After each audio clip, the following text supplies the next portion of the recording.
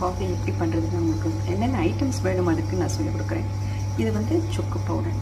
நான் சுக்கு நல்லா வெயிலில் காய வச்சு நல்லா இடிச்சிட்டு அதுக்கப்புறமா பொடி பொடியாக இடிச்சிட்டு அதுக்கப்புறம் மிக்சியில் போட்டு நல்லா நல்லா பவுட்ரு பண்ணிட்டேன். அதுக்கப்புறமா இதில் இந்த ஜல்லடையில் போட்டு நல்லா ஜெலிச்ச பிறகு இந்த திப்பி எல்லாம் வந்துடுச்சு. இதெல்லாம் எடுத்துருங்க, இது தேவை கிடையாது. அதுக்கப்புறமா இதில் வந்து தனியாவும் மிளகு, தனியா 1 கப்புனா மிளகு வந்து ஒரு கைப்பிடி, தனியா வந்து 1 கப் அது மாதிரி போட்டு உங்களுக்கு எப்படி வேணுமோ கொஞ்சம் மிளகு காரம்னா நீங்கள் கூட போட்டுக்கலாம், தப்பே கிடையாது.